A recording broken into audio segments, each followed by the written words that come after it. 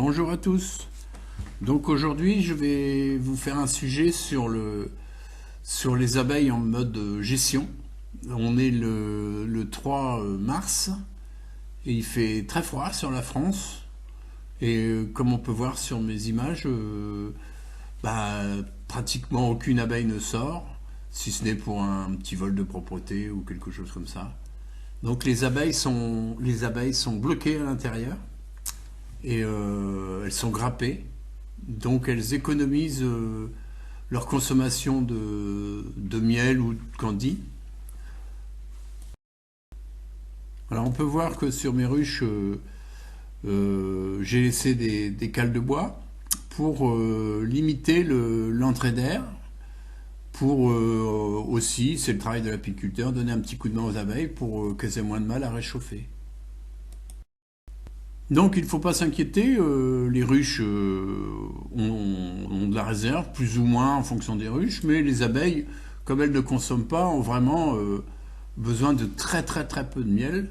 Donc on laisse faire la nature parce que dehors, les fleurs attendent les abeilles. Dès qu'il va y avoir un redoux, elles vont partir sur plein, comme là vous voyez le noisetier, etc. Donc les fleurs sont là, elles attendent les abeilles, il faut juste un peu de chaleur. Donc le travail de l'apiculteur, bah, c'est de rien faire au rucher, surtout rien faire et surtout pas les toucher. Donc on peut voir là des jonquilles, des narcisses, il y a des tulipes qui commencent à pointer, le saule marceau, le mimosa par chez nous, etc. Donc beaucoup de plantes, même la prime vert attend l'abeille. Voilà, donc comme je vous ai dit, il est midi, il doit faire 6 degrés et on ne voit pratiquement pas une abeille qui sort. Donc faut leur faire confiance, hein. Dans la nature, elles se débrouillent comme ça. Parce qu'aujourd'hui, on nous bassine à mettre du candy, des protéines, etc., etc. Mais non, si vous avez de l'abeille locale, elle est là pour se débrouiller depuis 1 million d'années quand même, hein. Donc moi je mets un peu de candy en hiver, en plein hiver, sur des ruchettes qui sont un peu faibles, qui sont nées en plein été ou en fin d'été. Sinon, le reste de mes ruches sont autonomes avec leur miel, hein. Il suffit de les soulever. Quand on voit qu'on a du mal à lever la ruche, c'est qu'il y a du miel dedans. Donc elles sont en autonomie complète. Donc le fait de laisser les réductions, hein, ça permet quand ça va se réchauffer que si jamais il y a une ruche ou une ruchette un petit peu faible, ne se défendent pas assez et que les autres viennent piller. Donc c'est toujours plus facile à défendre 6, 8, 10 trous que 16 trous d'arcade pour une ruche qui est un peu en faiblesse. Donc ici, il y a 6 ruches, c'est le rucher de la maison. Mais sur mes autres ruchers, on voit que les abeilles sont aussi en mode économie. Donc tout va bien. Là, on peut voir le saule marceau, etc. qui attendent les abeilles, hein. On voit que les bourgeons n'en peuvent plus d'attendre. Et donc à suivre, en fin de vidéo, je vais vous faire voir ce que peut faire l'apiculteur.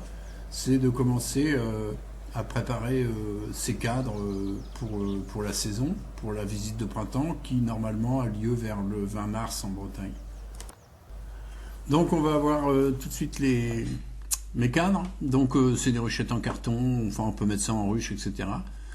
Donc évidemment j'en ai fait beaucoup plus. Les cadres de hausse, j'ai dû en faire 25 pour la visite de printemps. Donc là, je vais vous faire voir la première ruche en carton qui est le cadre à mâle. Donc, quand on prépare ces cadres, on fait attention que les ruches soient bien bouchées parce que quand les abeilles vont se réveiller, elles peuvent venir chercher de la cire, hein. Donc, voilà. Donc moi, j'ai fait un peu zèbre, c'est-à-dire que j'ai mis beaucoup de bandes blanches pour repérer tout de suite d'un seul coup d'œil mes cadres à mâles. Donc voici un cadre à mâle, un type dans ma main là. Et voici un autre. Alors vous voyez, c'est pas du tout les mêmes. Donc il y en a un avec une barrette au milieu et l'autre c'est simplement une demi-feuille de cire. Et comment dire, les abeilles vont construire à ce niveau-là des alvéoles de mâle entre les jambes de l'autre cadre et du coup vous allez avoir un demi-cadre de mâle. Donc moi je suis partisan de mettre beaucoup de mâles dans vos ruchers.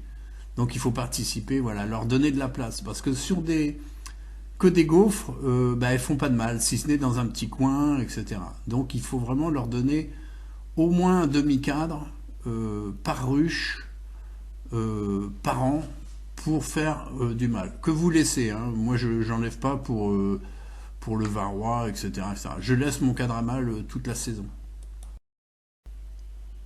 Donc ensuite, bah voilà, on va passer sur les cadres de corps classiques avec les gaufres complètes, mais vous pouvez intercaler aussi entre deux gaufres un cadre à construire. Donc ça c'est facile, hein, il suffit d'avoir un cadre neuf, voilà. Alors faut pas oublier les marques rouges pour se repérer, pour éventuellement dans 3 ans pouvoir sortir ces cadres-là parce qu'ils seront considérés comme vieux. Et le rouge c'est la saison apicole 2023.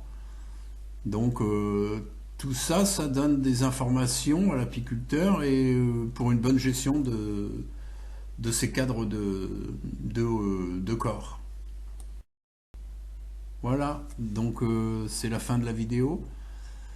Donc début mars, bah, l'apiculteur n'a rien à faire tant que les températures ne changent pas.